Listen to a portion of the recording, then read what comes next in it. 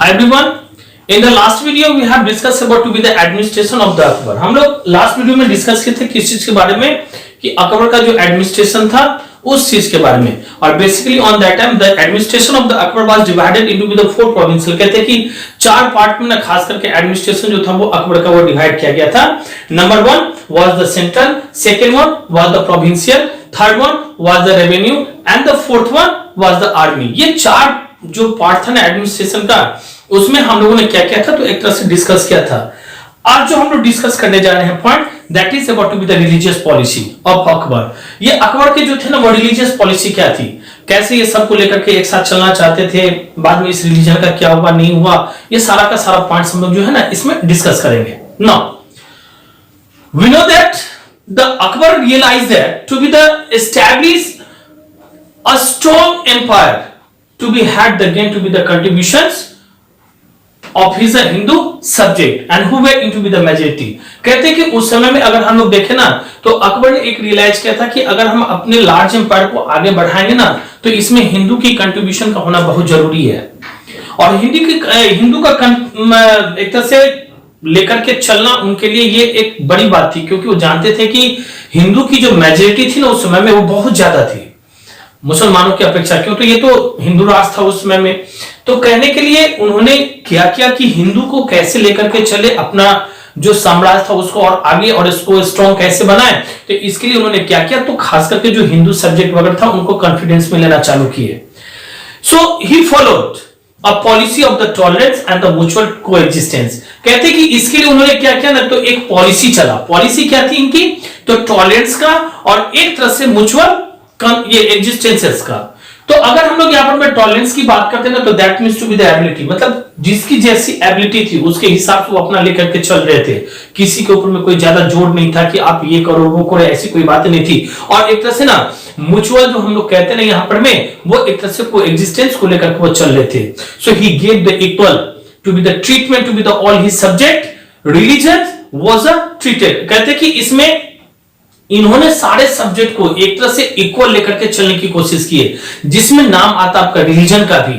And it was treated as an the individual to be the private affair. कहते कि ये जो था ना एक तरह से ये प्राइवेट अफेयर के रूप में ये चीज देखे जाने लगे। People had to be the freedom to be the worship to be the life. और उस समय में जो भी आदमी यहाँ पे रहते थे, जो भी जनता इनके राज्य में रहा करता था ना, उनके पास में ना एक तरह से राइट था, उनके पास में कोई भी जबरदस्ती नहीं थी। वो चाहे जिस चीज को वर्शिप कर सकता है, कोई दिक्कत नहीं था। वो जैसे भी अपना काम करे, पूजा करे, वो उसकी वो छूट दी गई थी। So Akbar adopted to be the numerous measures to show his secular spirit। इस सेकुलर स्पिरिट को दिखाने के लिए अकबर ने बहुत सारे ऐसे रिलीजियस मैटर वगैरह जो था ना उसको भी इन्होंने आगे बढ़ाया था। और इससे ये शो करता है कि कैसे इनकी जो थी वो सभी रिलीजन को लेकर के चलने में ना वो एक सब यूनिटी मान के चलते थे। तो basically if we talk about here he abolished to be the pilgrimage tax in 1562। अगर हम लोग 1562 में देखें ना तो ये जो पिलग्रिमेज टैक्स था ना वो एक तरह से इसको क्या कर दिया गया था 1562 में, इसको एबोलिश कर दिया गया था। एबोलिश का अर्थ होता है हटा देना, ना मानना एक तरह से। तो पिलग्रिमेज टैक्स, अब ये जो पिलग्रिम टैक्स था इसके बारे में दिया गया कि a tax paid for the taking the bath at the holy places such as the Banaras etcetera. कहते कि ना इसमें एक तरह से ये पॉइंट दिया गया था कि जैसे हिंदू रिलीजन में होती ना कि जब कभी ऐसा आपका रिलीजन ये वर्शिपिंग की टाइम आती है, पूजा पाठ कोई भी करते हैं, तो उस समय में वो लोग होली बात एक तरह से पवित्र स्नान जिसको कहा जाता है, चाहे वो गंगा में हो, जमुना में हो, चाहे किसी भी मतलब रिवर में हो ना, वो लोग क्या करते थे तो इसके ऊपर में भी टैक्स लगाया गया था पहले कि जो कोई भी उसमें जाएगा ना तो उसको उस तरह से टैक्स वगैरह पेड करनी होगी। लेकिन इसके लिए क्या किया गया तो अकबर के समय में ये टैक्स को ना एक तरह से उन्होंने क्या किया तो एबोलिश कर दिया, उनको वहां से इन्होंने क्या किया तो हटा दिया। एंड जजिया tax was also abolished into be the 1564। और अगर हम लोग जजिया टैक्स की बात करें ना तो इसको भी एबोलिश कर दिया गया था इन 1564 में आकर के। ये जजिया टैक्स था क्या, ये तो पिलग्रिम टैक्स के बारे में हम लोग ने समझ लिया। अब जजिया टैक्स के बारे में आती है कि a tax paid by the non Muslim. कहते हैं कि एक ऐसा टैक्स जो खास करके नॉन मुस्लिम के द्वारा पेड किया जाता था। अकबर से पहले भी बहुत सारे ऐसे रूलर वगैरह सब थे ना कि जो जिन लोगों ने मतलब जो खास करके नॉन मुस्लिम हुआ करते थे उनके ऊपर में ये सब सारा का सारा टैक्स वगैरह लगाए थे। लेकिन अकबर के आने के बाद में इन्होंने क्या किया, तो बेसिकली ये सारे के सारे टैक्स वगैरह क्या किए, तो इनको हटा दिया गया।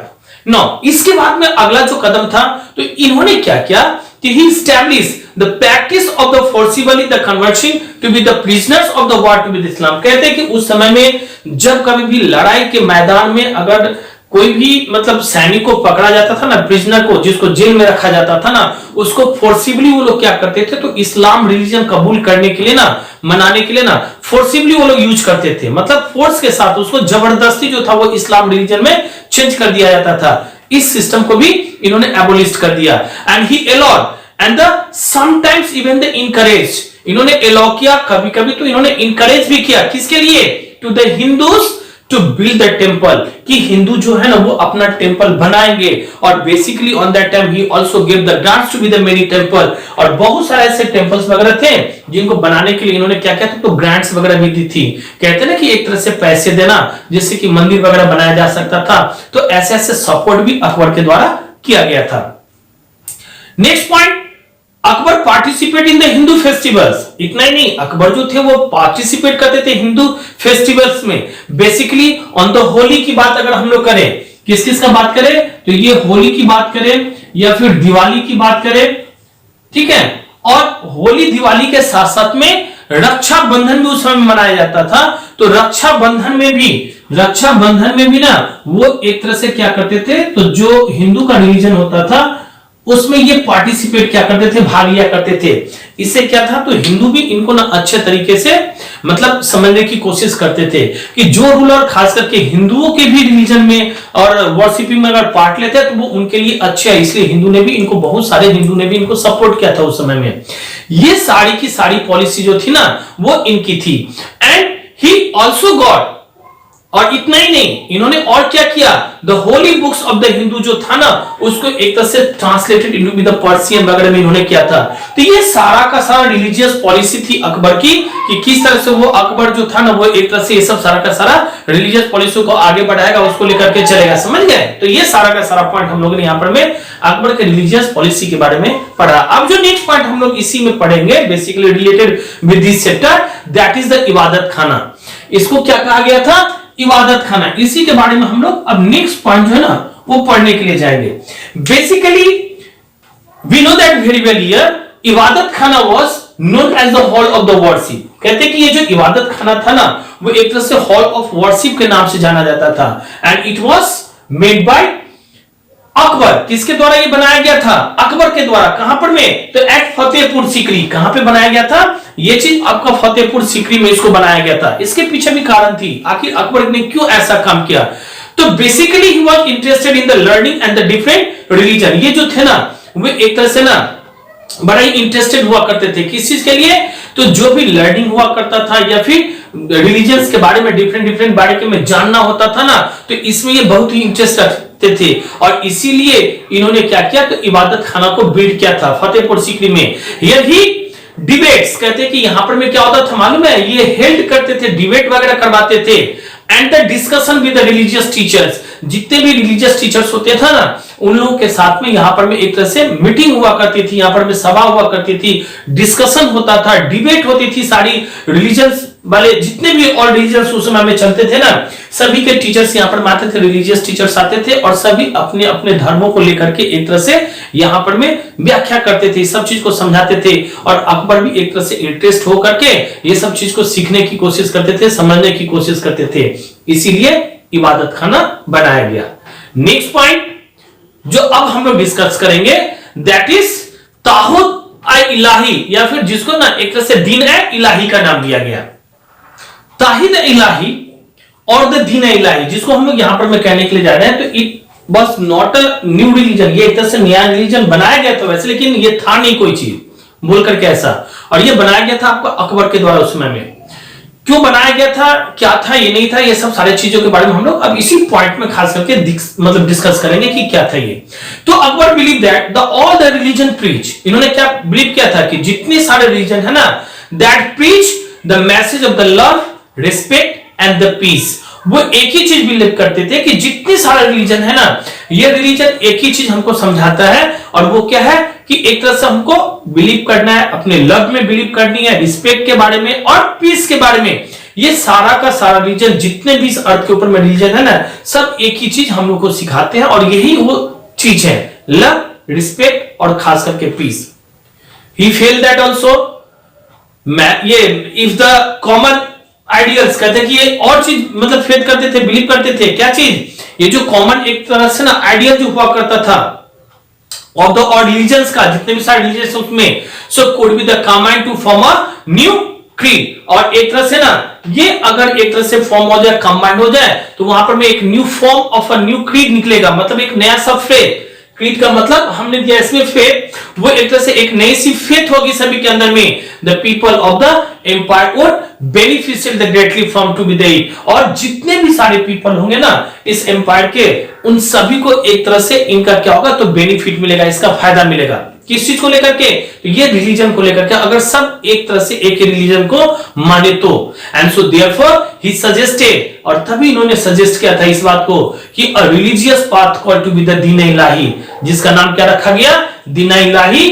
और दीन इलाही को ही हम लोग ना डिवाइन मोनोथिज्म के नाम से भी जानते हैं। किसके नाम से जानेंगे, divine monotheism. That means the religion of the word God, मतलब क्या, सिर्फ ये एक वन गॉड का रिलीजन माना जाता था, मतलब किसी के लिए कोई भी गॉड नहीं, बल्कि आप पूजा करिए सभी के लिए वो गॉड सेम है, ऐसा इनका एक बिलीव भी था उस समय में। So he also declared the himself as a spiritual guide, कहते कि इन्होंने अपने आप को भी एक तरह से डिक्लेयर किया था, किस चीज के लिए, तो spiritual guide of his subject, मतलब वो जो चीज मतलब अपने लिए यूज ये सबों के लिए करते थे ना, वो उसको खुद भी फॉलोवर्स हुआ करते थे, उसको खुद भी वो माना करते थे। तो इस तरह से वो भी खुद भी इस तरह से इस राह पर में चल पड़े थे। उन्होंने डिक्लेयर किया था अपने आप को भी एक तरह से स्पिरिचुअल गाइड के रूप में। Now Din Ilahi was a very simple path, कहते हैं कि उस समय में दीन इलाही को ना एक तरह से सिंपल पाथ माना जाता था, सिंपल वे माना जाता था। So it encourage the belief in one God, और इस दीन इलाही में ना एक ही चीज था कि इनकरेज करना और बिलीव करना, किस बात को लेकर के, तो गॉड एक है, इस चीज को लेकर के। And the practices of the worshipping the sun, fire and the other sources of the light was an important feature of the path, कहते हैं कि अब प्रैक्टिस करना इसमें सन का, चाहे फायर का, चाहे अदर सोर्सेस ऑफ जो भी उस समय हुआ करता था लाइट का ना, ये इंपॉर्टेंट मतलब एक तरह से फीचर माना जाता था उस पाथ के लिए। उनके द्वारा ऐसी सोच चलती थी। Akbar also discourage the killing of the animals, कहते हैं कि इन्होंने ना एक तरह से किलिंग ऑफ एनिमल को भी डिस्करेज किया था, इस चीज को उन्होंने भी नहीं माना था। And the custom of the sati, ये सारे के सारे चीज को उन्होंने डिस्करेज किया था। और एक अगर हम लोग बात करते हैं यहां पर में सुलह ए कुल की, किसकी बात करेंगे, सुलह ए कुल की। इट वॉज अनदर प्रिंसिपल, तो सुलह ए कुल की बात हम लोग कर रहे थे, ये भी एक तरह से ना प्रिंसिपल माना गया था उस समय में, इंपॉर्टेंट एक तरह से हम लोग कह सकते हैं कि एक प्रिंसिपल माना गया था अकबर के द्वारा। अकबर्स दीन इलाही वाज द एम, इनका जो मेन जो दीन इलाही की लेकर चल रहे थे, इनका मेन एम क्या था, at the achieving to be the peace, tolerance and the unity, किसकी, in a country of a diverse religion, अपने कंट्री के अंदर में जो डाइवर्स रिलीजन है, सारे के सारे अलग अलग जो रिलीजन वगैरह चल रहे हैं ना, इस रिलीजन को लेकर के वेरी डिफरेंट जो रिलीजन चल रही थी उस समय में, उन सभी रिलीजन को वो एक करना चाहते थे। इनका मेन यही एक एम था, पीस का होना, टॉलरेंस का होना और यूनिटी का होना अपने कंट्री में। जो सारे के सारे फॉलोवर्स वगैरह थे ना, वो एक तरह से ये पाथ पे चले। So some historian says that, कुछ हिस्टोरियन ने ऐसा भी कहा है, क्या चीज, कि Din Ilahi was very similar to be the Akbar's policy of the dhamma. अगर हम लोग ये अशोकास पॉलिसीज ऑफ धम्मा, कुछ हिस्टोरियन ने ऐसा कहा था कि ये जो दीन इलाही है ना, वो एक तरह से ना वेरी सिमिलर माना गया था, किस चीज को लेकर के, तो जैसे अकबर ये अशोका की एक पॉलिसी चली थी धम्मा बोल के, जो हम लोग ने डिस्कस किया था, वो सेम टू सेम एक ही चीज के ऊपर में था। अशोका ने धम्मा को चलाया एक नया सा रिलीजन बोल करके, तो अकबर ने भी यहां पर एक नया सा रिलीजन चलाया था, वो आपका दीन इलाही बोल के। No, Din Ilahi was not a new religion, कहते मैंने पहले भी कहा इस पॉइंट को, ये कोई नया सा एक रिलीजन बोल करके ऐसा कुछ नहीं था। And it did not have any rituals, sacred books, इनका ना कोई पूजा पाठ होती थी, ना कोई रिचुअल बुक्स वगैरह थे। And the places of the worship of the priest का हुआ करता था कि वहां पर में प्रीस्ट वगैरह जाकर के वर्शिप करेंगे, पूजा पाठ करेंगे। ऐसी कोई था ही नहीं इस रिलीजन के अंदर में, ये सब कोई बात ही नहीं थी।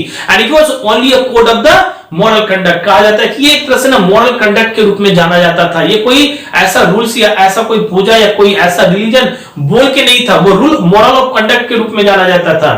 So very few of the people, उस समय में बहुत कम पीपल जो थे ना वो इनको एक्सेप्ट किए थे। किसको? तो इसी दीन इलाही को एक्सेप्ट किया गया था बहुत कम पीपल के द्वारा। राजा बीरबल की अगर हम लोग बात करें ना तो he was one of the few who did, जो बहुतों में से कोई एक ये ऐसे थे जिन्होंने इस रिलीजन को ना एक तरह से फॉलो किया था। लेकिन वहीं पर में अकबर की कोर्ट में ना राजा मानसिंह की अगर बात करें तो वो भी वहीं पर में काम करते थे, अकबर के कोर्ट में ही काम करते थे। But he was not followed it, लेकिन उन्होंने इस रिलीजन को ना फॉलो ही नहीं किया, बल्कि he was openly the disapprove of it, और उन्होंने ओपनली इस चीज को ना एक तरह से डिसअप्रूव कर दिया। So Akbar never the forced to be the anyone to be the follow to be the new religious, कहते हैं कि अकबर ने कभी भी किसी को ना एक तरह से फोर्स नहीं किया कि आप इस नए से रिलीजन को ना एक तरह से फॉलो करो, इस पाथ को फॉलो करो। सो दीन इलाही फेल आफ्टर अकबर, मतलब कहते हैं कि ना अकबर के मरने के बाद में ना ये दीन इलाही जो था वो एक तरह से फेल हो चुका था।